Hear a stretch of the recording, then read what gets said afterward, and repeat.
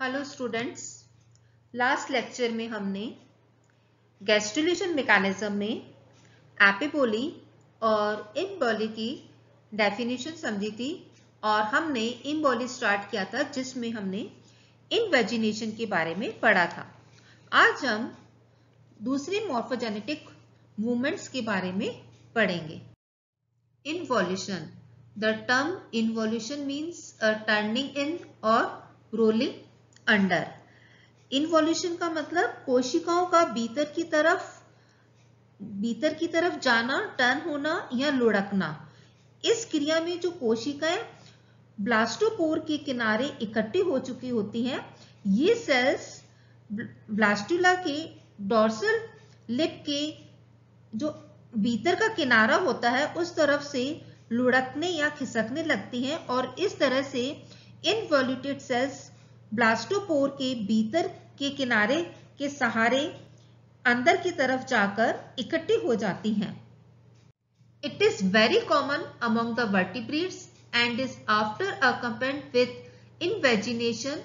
The blastocele is greatly reduced in eggs that gastrulated by involution.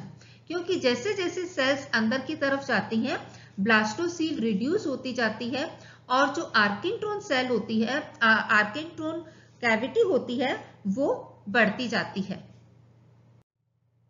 Gastrulation की process के कारण P chordal plate की जो sales होती हैं वो ब्लास्टोपोर के डोर्सल लिप के किनारे से घूमकर अंदर की ओर बढ़ने लगती है। आर्केंट्रोन गहरी और बड़ी होने लगती है, ब्लास्टोसील रिड्यूस होने लगती है और एक बार जब ये प्रोसेस स्टार्ट हो जाता है तो ये अपने आप होता रहता है। प्रीकॉर्डल सेल्स के बाद जो नोटोकॉर्ड की सेल्स होती हैं वो भी इसी तरह घूमकर भीतर की तरफ जाती हैं और ये सारी सेल्स एपिब्लास्ट के नीचे अरेंज होकर आर्केंट्रोन की रूफ का निर्माण करती हैं। इनमें अंदर की तरफ जाने वाली जो सेल्स होती हैं वो हाइपोब्लास्ट बनाती हैं और जो बाहर इस सेल्स लेयर होती है वो एपिब्लास्ट कहलाती है। कुछ एग्स में योग की मात्रा ज्यादा होती है, उनमें जब इन्वोल्यूशन की क्रिया होती है तो उसके साथ साथ इनवेजिनेशन की क्रिया नहीं होती है। लेकिन जैसे एम्फिऑक्सिस और एम्फीबियंस एनिमल्स होते हैं उनमें इन्वोल्यूशन के साथ इनवेजिनेशन भी होता है।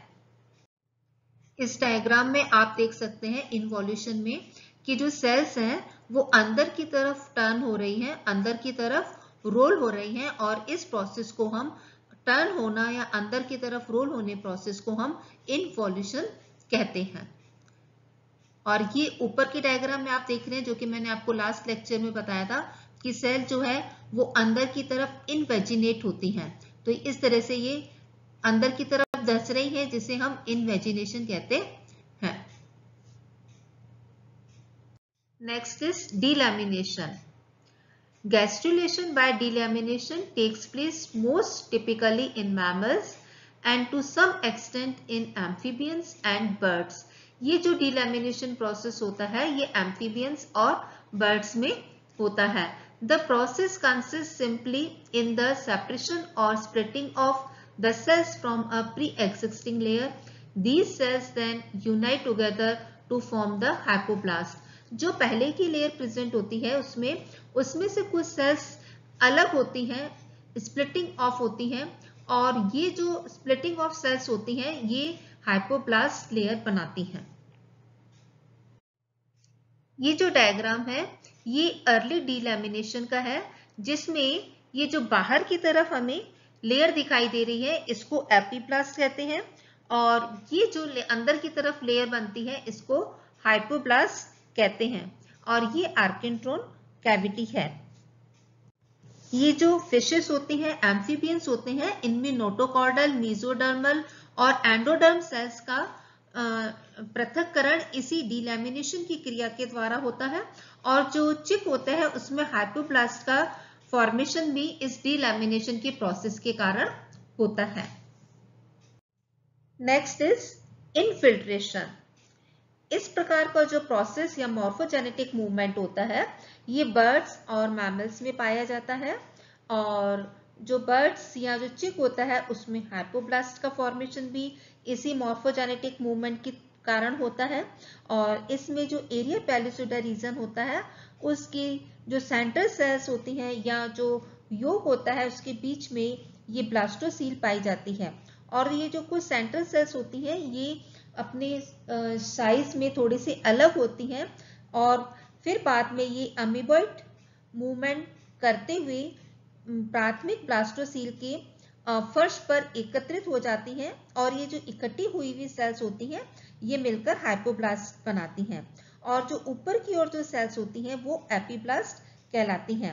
एपीब्लास्ट में एक्टोडर्म, मेसोडर्म तथा नोटोकॉट की सेल्स प्रेजेंट होती हैं। इसको हम नेक्स्ट स्लाइड में डायग्राम से देखेंगे। ये जैसे हमको डायग्राम दिख रहा है, ये ऊपर की तरफ ये ब्लास्टोडर्म है, ये बीच में ब्लास्टोसील प्रेजेंट है।